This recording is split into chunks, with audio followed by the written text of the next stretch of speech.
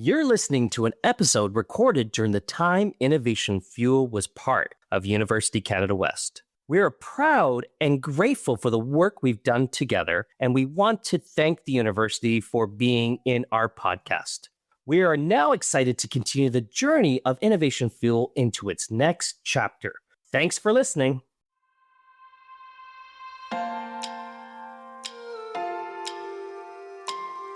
Hi there, thank you for joining us for another episode of Innovation Fuel. I am Gelareh. And I am Dave Kiran. Innovation Fuel is a bi-weekly business podcast brought to you by University Canada West. We focus on bringing you news stories by entrepreneurs, business owners, and key industry professionals. Check out some of our previous episodes at www.ucanwest.ca/Innovation Fuel. In the current season, we are exploring diverse business models and the innovation happening in the midst of global pandemic. Wow. And are we in the mix of this global pandemic? Wow, it's getting pretty cold out there. Are you ready for skiing? Yeah, I love a ski. As long as it's snowing, I love it, Dave. But yeah, just being cold and rainy, maybe it's not my strong suit. Are you ready, Dave? I am ready. Let's go. I have one more question, Dave. Do you like pets? Geez, I guess I do have to like one. I guess one's going to join my family soon. Well, Dave, without further ado, let's ignite today's episode for Innovation Fuel.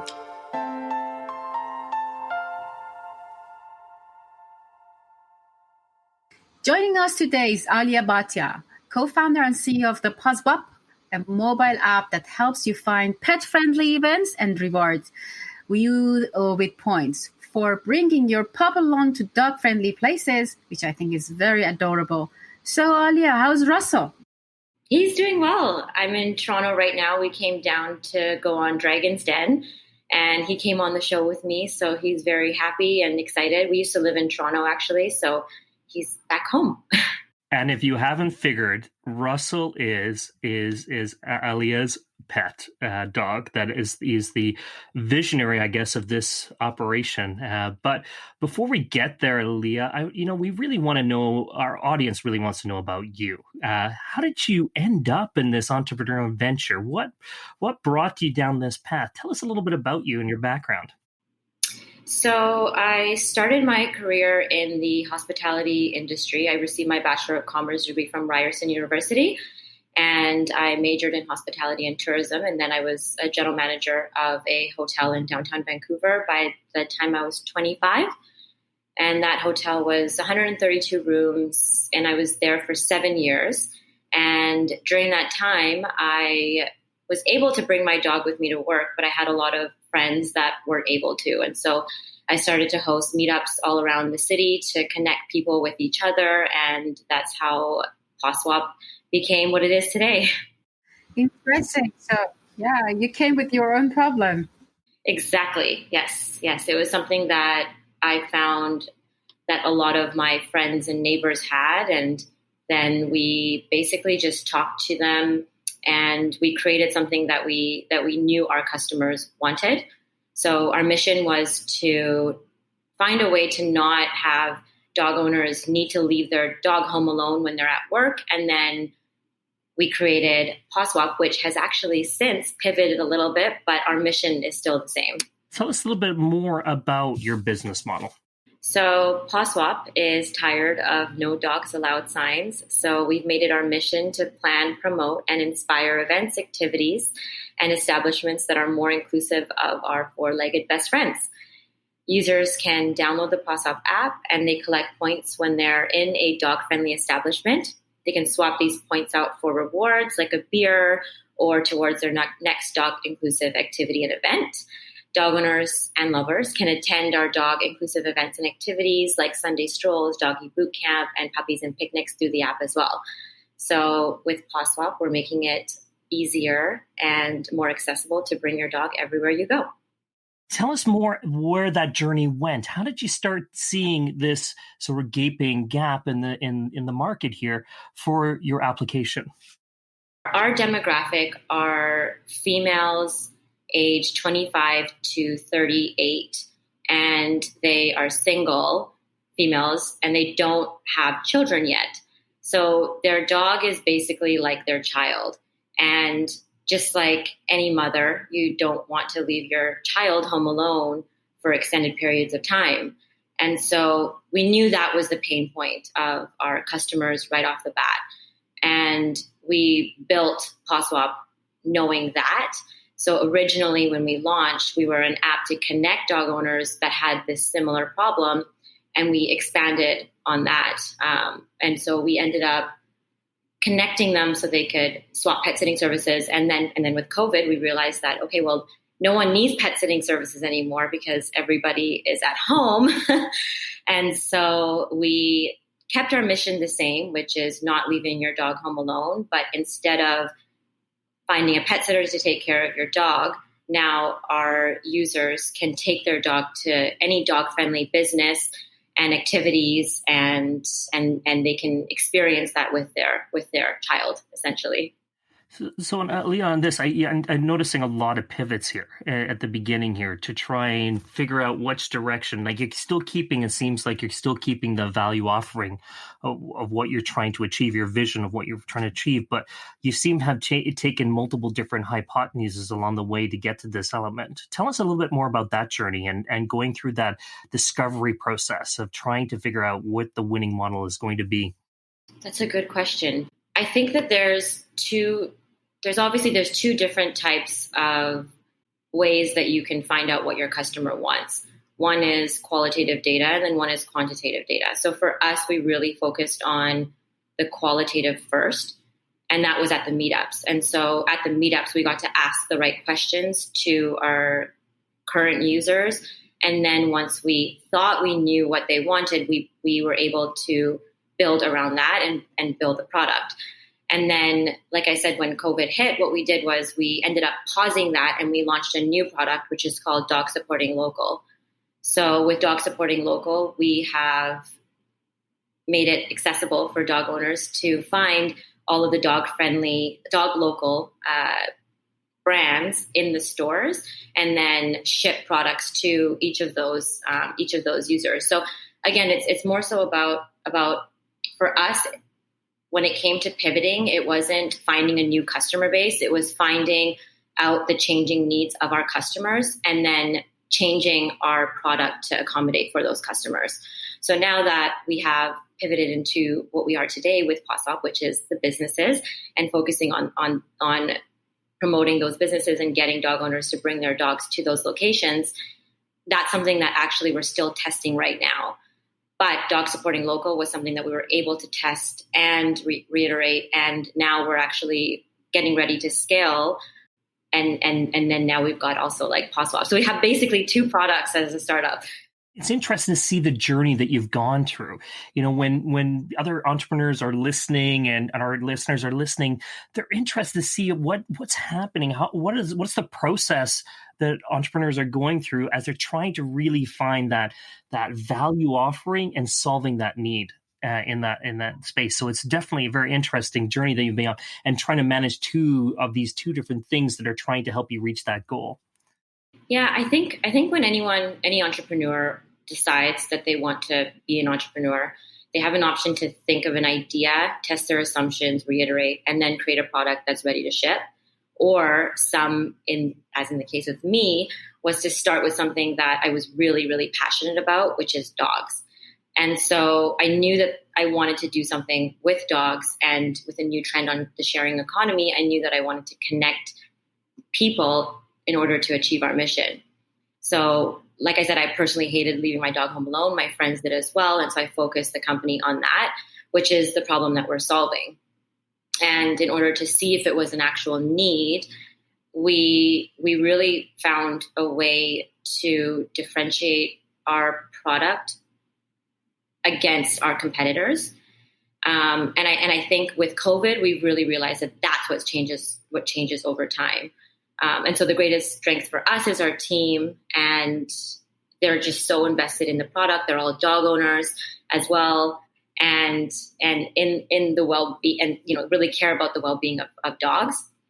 So that, combined with the fact that we really know our customers inside and out, allowed us to test, reiterate, and then ship quicker than any of our competitors.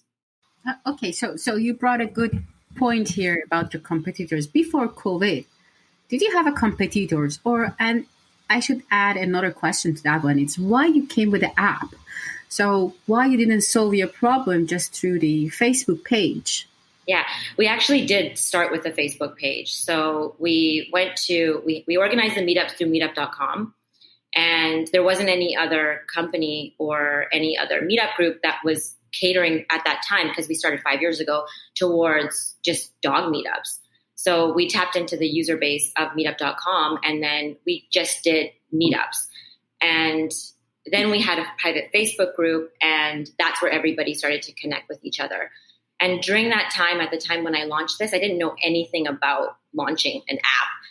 But I had found a developer at that time who's now our co-founder, and we ended up starting to create the app. But it actually, in hindsight, would have been way better to wait and really test our assumptions first and then launch. I was really lucky because she then ended up becoming a dog owner and was so invested in the company that in the end, it wasn't a huge investment for us. But any entrepreneur not knowing that and maybe not being as lucky as me would probably not be in business right now. You didn't hire the app developer. I did. So from right beginning, you hired, then you offered them partnership. So I originally hired her, and then at the same time, I was doing the meetups and then the Facebook events and et cetera. And so when I hired her, she was working on the app, and I said, well, actually, we need to change this. We need to change this. We need to change this. So we changed so many elements in the app before we actually launched it. And then after another year is when we decided that she would be an equity stakeholder in the company and the co-founder. Okay, that's perfect. And how did you find her? Through mutual friends. I got really lucky. So I've never heard a story like this before, but I had gone to a conference and I got inspired at the conference. And then I met someone at that conference and I said, I have an app idea. And she said, I know someone and I think she would love this idea. And so I then went to another friend the next day and I said, I have an app idea. And he said, I know someone. And it happened to be the exact same person. So this person who got 2 phone calls from 2 different people who always gets requests like this said, okay, I'll meet her because now I've got 2 people telling me about this person that has this great app idea. So, I mean, nowadays it's a lot more difficult to do that. And so I think I would recommend to anyone that is thinking about starting an app, especially in this kind of environment, is to first test your assumptions. Make sure you know what you're building. Start with a Wix website. And then once you see some traction, and to define traction, I mean, once you set your goals, your conversion rates, and you actually achieve them, and then you can go and launch an app. So, Aliya, with that element and launching the app, how did you determine going from the meetup to the app? Why was the app the element? Were you hearing this from customers or potential customers down the road that the application would be the best direction for you? No. Like I said, I just went to the conference and I heard some stories, and I just one day sat down and I came up with this idea, and I just called her the very next day and we started. So the app for me was something important because the original concept was to be able to find people on a map. And I felt as though people had a phone with them at all times. And so they could easily do that. But there's so many other ways that you can create your minimal viable product, especially right now. And I didn't know that back then. So some ideas could have been Facebook groups. So just using the Facebook group and then creating little chats or WhatsApp groups within that. So there's different strategies now and different ways to be creative in order to test those assumptions and then build the app after. So I don't think it was necessary, but at the time I did think it was necessary. Hey, we're all passionate about things, and we tend to want to trace the passion a bit. So tell me more about, it seems like to me that you have like a 2-sided business model. Can you tell me a little bit more how that sort of works? So we connect businesses and dog owners. So that's the two-sided business model. So we have to find a way to get customers onto the app. And then we also have to find a way to get businesses on the app. But we can't get customers without the businesses, and we can't get business without the customers. So that's a challenge for all two-sided marketplace businesses. And it's something that we definitely experienced. Where we are lucky is the fact that we started such a long time ago, and we already have a network of 8,000 dog owners. And then we also have a lot of businesses that we've been working with over the last 5 years, and that would be the partners.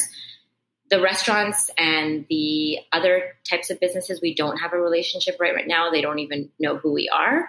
So that's what we're focusing on. The good thing with what we're doing is that we don't necessarily need to have all the businesses know that they're inside the app right off the bat.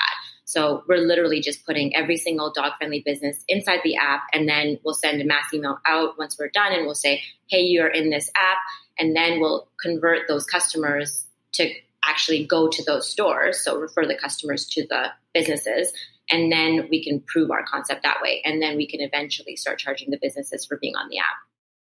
It's really neat. And when I actually signed up for your app, and I jumped in and I went through and I was going through it, and I was surprised the amount of information you're able to collect, which is really neat for future elements down the road, like collecting that data to be able to better serve your customers.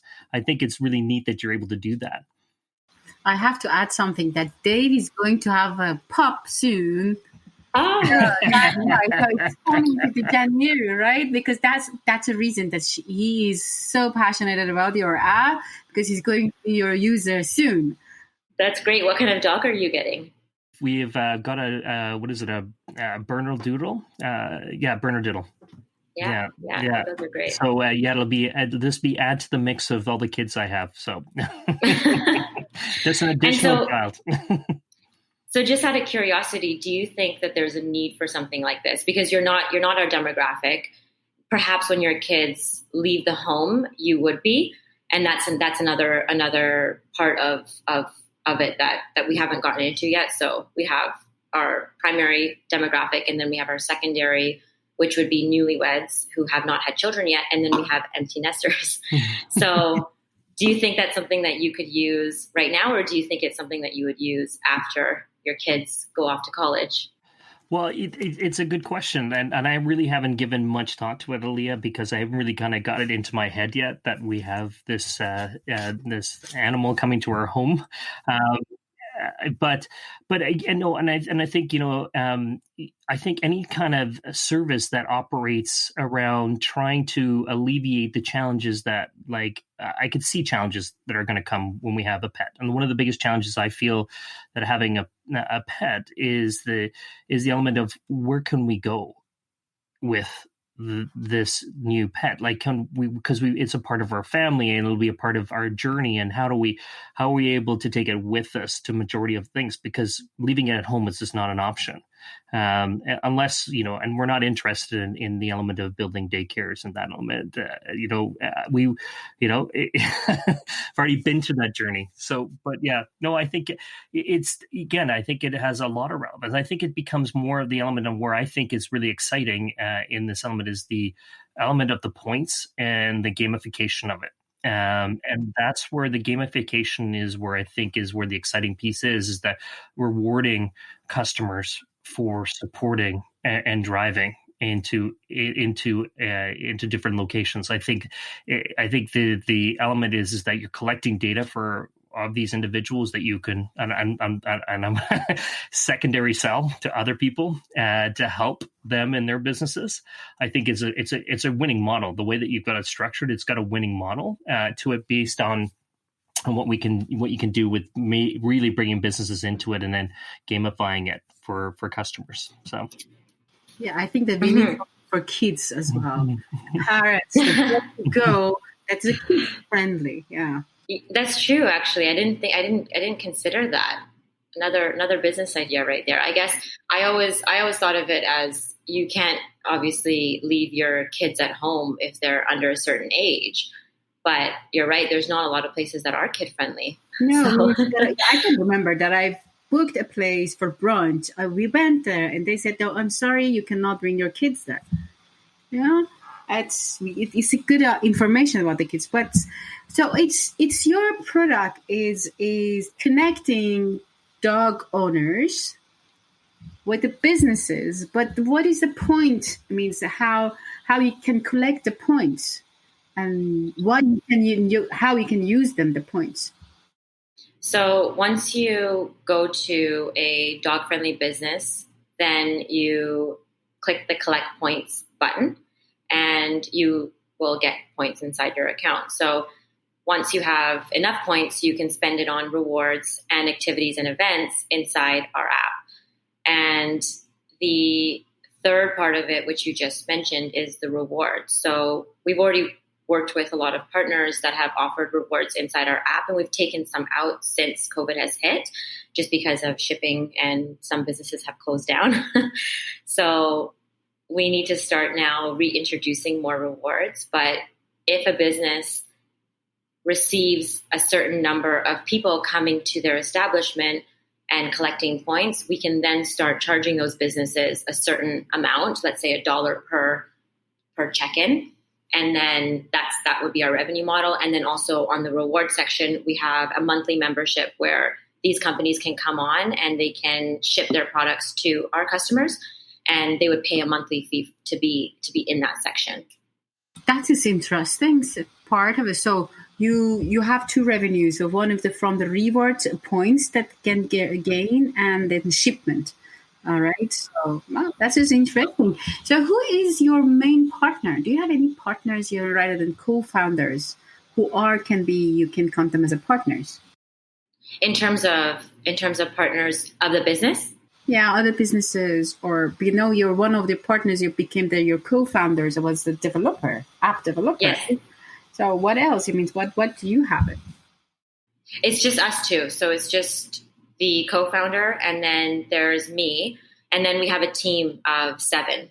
So we have our marketing manager who takes care of our new product. And then under her, we also have social media, and then our events coordinator.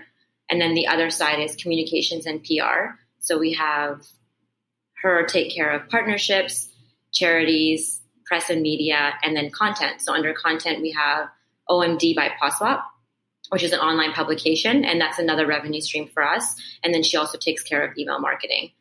So in terms of revenue stream, we also have events as well. So we're really spread out right now, which is beneficial for us, especially because during another COVID lockdown, we can essentially just focus on another area and put a pause on one area.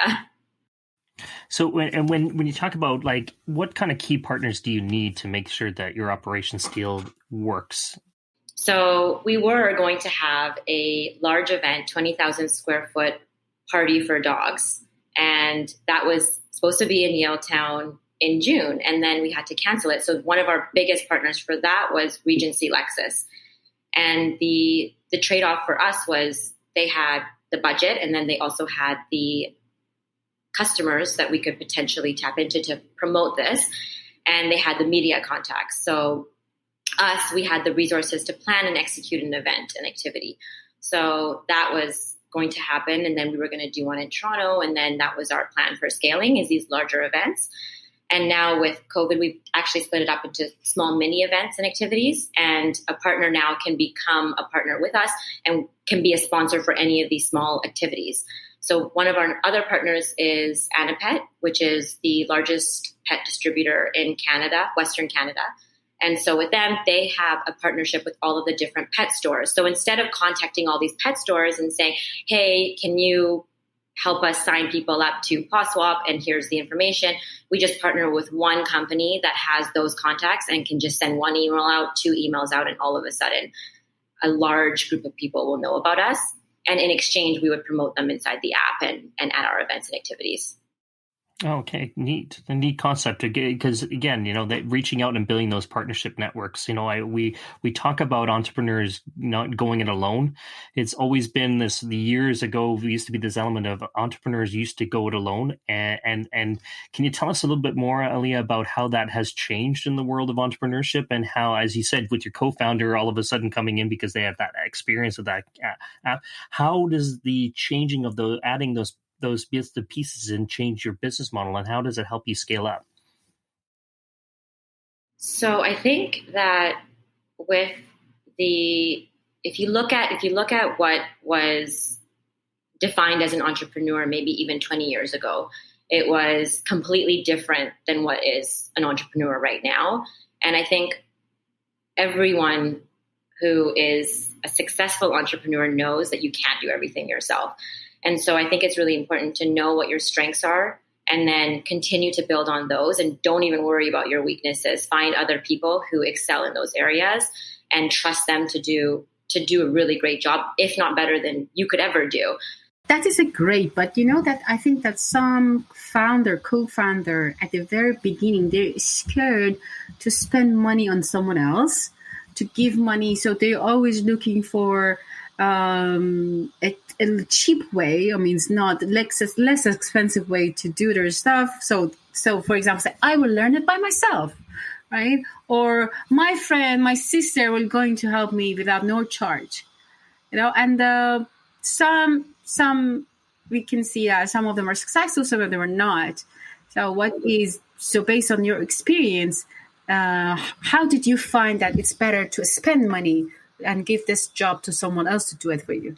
So I don't think you have to necessarily spend money in order to get someone else to do it for you. I think that there's so many creative ways that you can tap into whatever it is that you need and what is it that company needs. So let's say, for example, you contacted a company, you would ask them, what are your goals and objectives? And you would find a way potentially to give that to them, and in exchange, they could give you something else that they need. So it's about knowing what is it that your value is to these companies, what can you give them, coming in with a strategy, finding the right companies to partner with, and then asking them the right questions and listening to what it is that they need, and then providing that to them in exchange for the same. So, again, Aliya, it's been great with having you on the show today and learning more about PawSwap. I'm definitely going to be a user, by the way, because I think that we talked about me having a dog, and I'm going to need all the resources that I can get. So I'll definitely be relying on you and your app for sure. So tell our audience here, how are they able to access your app, and how can they download it and start getting the wonderful joys out of it that you have shared with us today? So they can download the app on the App Store, or they can follow us on Instagram, which is PawSwap app. And then if they'd like to get in touch with me, they can reach out on LinkedIn.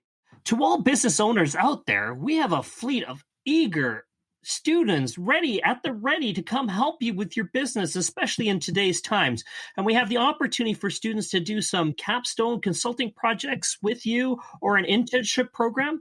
So if you'd like to learn more about this, join us and come visit us at www.ucanwest.ca/innovation fuel to find out how you can participate and join and have our students join you in your quest to success. Thank you, Dave. Thank you, Aliya. Till the next time.